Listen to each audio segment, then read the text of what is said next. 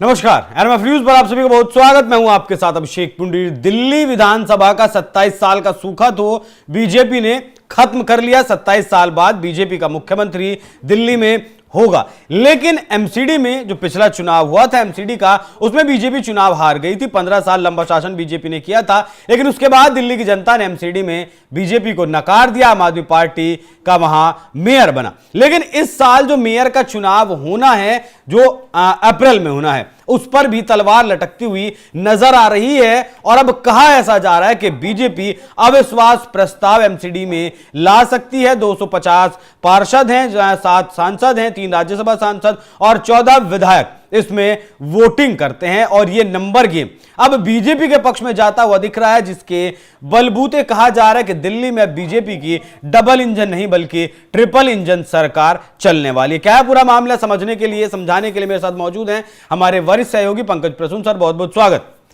क्या mayor BJP बना सकती है? आराम से, बिना कुछ किए हुए। कैसे? आप संख्या बल समझिए। अभी जो भाजपा के पास 120 पार्षद हैं, हाँ, और आम आदमी पार्टी के पास 121 पार्षद, ठीक है, और 8 पार्षद कांग्रेस के हैं। अब इसमें होता क्या है कि मेयर के चुनाव के लिए तो 14 में से जो 14 विधायक जो हैं वो मनोनीत होके आते हैं, नॉमिनेट किया जाते हैं विधानसभा अध्यक्ष के द्वारा। तो विधानसभा अध्यक्ष किसका रहेगा? विधानसभा में किसकी सरकार है वहां पे? बीजेपी की।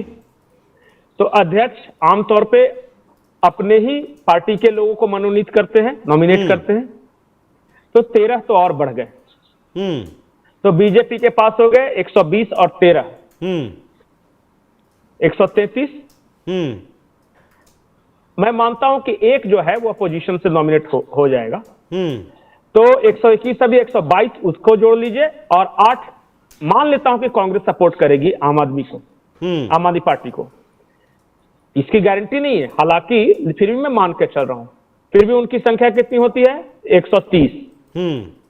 बीजेपी की कितनी हो गई? 132। इसके अलावा सांसद, 7 सांसद हैं, वो देते हैं। बिना कुछ किए हुए अगर कोई बड़ी गड़बड़ी नहीं हुई तो बीजेपी का मेयर और डिप्टी मेयर होगा इस बार, जो अप्रैल में होगा वो। तो स्वाभाविक तौर पे मेयर और डिप्टी मेयर अगर बीजेपी का होगा, विधानसभा में बीजेपी की सरकार होगी और केंद्र में बीजेपी की सरकार है, तो ये ट्रिपल इंजन की सरकार तो बननी है। बिल्कुल नहीं, लेकिन बीजेपी के जो 8 पार्षद हैं वो तो विधायक चुन लिए गए ना। नहीं, तो वो विधायक हैं, तो फिर भी विधायक भी तो वोट देता है ना। विधायकों की संख्या का भी तो महत्व है। हाँ। और सबसे बड़ी बात पता है, ये तब होगा, थोड़ा बहुत कंपटीशन भी तब होगा जब कांग्रेस आम आदमी पार्टी को सपोर्ट करेगी तब। पिछले चुनाव का तो बहिष्कार कर दिया था कांग्रेस ने, और बहिष्कार किया तब फिर तो और भी वो भी गुंजाइश नहीं है। 8 पार्षद लेके ये बैठेगी। इस बार तो कांग्रेस वैसे आम आदमी पार्टी को दुश्मन दिखाई दे रही है। तो इसलिए मैंने कहा कि ये कुछ करना ही नहीं। और नियम क्या है मैं आपको बताता हूं जी, कि जब 2022 में हुए थे एमसीडी के इलेक्शन, तो पहले वर्ष में महिला बनती है, तीसरे वर्ष में अनुसूचित जाति का जो पार्षद होता है वो महापौर चुना जाता है, और चौथे वर्ष में कोई भी जनरल पार्षद महापौर चुना जा सकता है। हाँ, तो महिला वाला खत्म हो गया 2022 में जो हुआ था उसमें। उसके बाद तीसरे साल 23-22 के बाद तीसरा साल हो गया, ये खत्म होने वाला है अभी, जो अनुसूचित जाति वाला है। अब जो भी होगा वो जनरल कैटेगरी का हो सकता है अप्रैल के बाद। तो जिसको ये महापौर उप महापौर चुनेंगे वो हो जाएगा। इसमें कोई ये नहीं है। और बीजेपी इसके लिए जाएगी।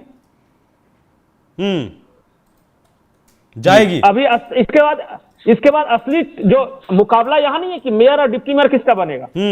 असली मुकाबला होगा स्थायी समिति, वहां होती है। अस्थायी समिति में आम आदमी पार्टी के पास 118 है और बीजेपी के पास 112 ही सदस्य हैं। अच्छा, तो जो बीजेपी को मेहनत करनी है कि अस्थायी समिति में अगर आम आदमी पार्टी के 6 से 7 लोगों को तोड़ ले तब वहां स्थायी समिति में भी बीजेपी को बहुमत हो जाएगा। अच्छा, ये अविश्वास प्रस्ताव लाने वाला क्या मामला है? नहीं, वो तो अभी भी लोग बोल रहे हैं कि अप्रैल में होना है, तो उससे पहले भी अगर भाजपा चाहती, चूंकि ये फरवरी है, तो ये अविश्वास प्रस्ताव लाकर फिर से वहां चुनाव कराकर गिरा सकती है आम आदमी पार्टी के मेयर डिप्टी मेयर को। लेकिन मुझे लगता नहीं, क्योंकि देखिए फरवरी हो ही गया है, अप्रैल में चुनाव होने ही है, 1-1.5 महीने का वक्त है, उसके लिए क्यों करने जाएगी 1-1.5 महीने के लिए। और एक बात जान जाइए, अभी फिलहाल भाजपा के पास अस्थायी समिति में 10, तो आम आदमी पार्टी के पास 8 सदस्य हैं। गजेंद्र दराल ने इस्तीफा दे दिया है, तो आम आदमी पार्टी के पास अब 10 में से 9 ही बचे हैं, तो 9 और 8 के है अभी। मतलब खेला होगा, होना तो चाहिए, क्योंकि जिस तरह की भाजपा है, मोदी और शाह की भाजपा, ये जीत का एक भी मौका जाने तो नहीं देती। अच्छा, बीजेपी की जवाबदेही कुछ ज्यादा नहीं हो जाएगी दिल्ली में? सांसद उनके, विधायक उनके, एमसीडी उनकी, अब तक तो एक दूसरे के ऊपर टाल मटोल करके चल रहा था काम। नहीं, शीला दीक्षित के समय में होता था ना, यूपीए की सरकार थी, शीला दीक्षित मुख्यमंत्री थी, एमसीडी में वो भी थे, एमसीडी में शायद भाजपा थी उस वक्त, मुझे एग्जैक्टली याद नहीं। लेकिन इससे कुछ नहीं, और बढ़िया है, दिल्ली के लोगों को बिल्कुल कोऑर्डिनेटेड मिलेगा, कोई बहाना नहीं बना सकेगा कि मुझे पैसे नहीं मिल रहे, मैं काम नहीं करने दिया जा रहा है, ये सब करके। अब दिल्ली का करो विकास तीनों मिलके। अब तो कोई सवाल जवाब पब्लिक के सामने कोई बहानेबाजी तो चलेगी नहीं। ये सब कुछ आपका है, केंद्र सरकार आपकी, दिल्ली सरकार आपकी, अगर एमसीडी में भी आपका हो जाता है तो फिर क्या समस्या है? हाँ, फंड्स की आपको दिक्कत नहीं होगी, एलजी से आपकी लड़ाई नहीं होगी, एमसीडी आपके हाथ आ जाएगी, कोई समस्या नहीं। तो इसमें अब केजरीवाल को कहां खड़ा देखते हैं, आम आदमी पार्टी को कहां खड़ा देखते हैं कि एक चुनाव हारने से बिल्कुल, मतलब ऐसा लग रहा है सब कुछ छिटकता जा रहा है फिर तो? नहीं, अभी मीटिंग हुई थी आम आदमी पार्टी के विधायकों की केजरीवाल के आवास पे। हाँ, और उन्होंने वहां तय किया कि चूंकि हम अपोजिशन में हैं तो अपोजिशन की भूमिका निभाएंगे।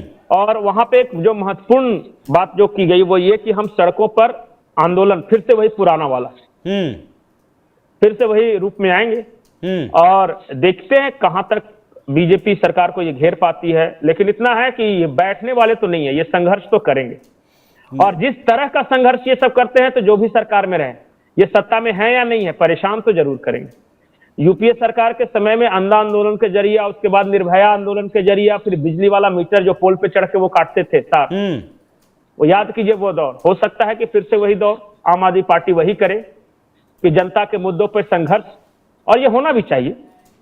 नहीं, विपक्ष मजबूत होना चाहिए जिससे जनता का काम होता रहे, विकास होता रहे। विपक्ष कमजोर नहीं है, कमजोर नहीं है, पर्याप्त संख्या में है विधायक। ये चाहे तो हर गली हर मोहल्ले में आंदोलन कर सकते हैं कि रोड क्यों नहीं बना, नाली बनाओ, सीवर ठीक करो, यमुना साफ करो, दिल्ली का प्रदूषण कम करो। 1-2 मुद्दे थोड़ी ना है, बिल्कुल ऑटो पे रखना भी चाहिए सरकार को, बिल्कुल मतलब कि अटेंशन में एकदम रखना चाहिए कि तुम्हें काम करना होगा, और विपक्ष की यही भूमिका भी है। ठीक है, तो विपक्ष देखते हैं अब आने वाले वक्त में किस तरीके की भूमिका निभाता है। हालांकि अभी बीजेपी की तरफ से मुख्यमंत्री के नाम का भी ऐलान नहीं किया गया है, और ऊपर से प्रधानमंत्री मोदी ने यह ऐलान किया है कि 8 तारीख को नतीजे आएंगे, 8 फरवरी को, और 8 मार्च को महिलाओं के खाते में 2500 रुपए की पहली किस्त डाल दी जाएगी। तो सबसे पहली तो अग्नि परीक्षा बीजेपी के लिए वही है, अभी तक मुख्यमंत्री का नाम तय नहीं है। कहा जाएगा प्रधानमंत्री अमेरिका दौरे से जब आएंगे उसके बाद ये नाम तय होगा, और उसके बाद 8 तारीख में क्या पहली कैबिनेट की मीटिंग में ये फैसला होता है, और 8 मार्च में अपना वादा, मोदी की गारंटी, मतलब गारंटी की भी गारंटी, वो पूरा होता है नहीं, ट्रिपल इंजन की सरकार बनती है या नहीं बनती है अप्रैल में, ये भी बड़ा दिलचस्प रहेगा। तो दिल्ली का खेल अब और ज्यादा दिलचस्प होने वाला है। पंकज जी बहुत बहुत धन्यवाद। दर्शकों, चर्चा कैसी लगी कमेंट कर जरूर बताएगा। नमस्कार।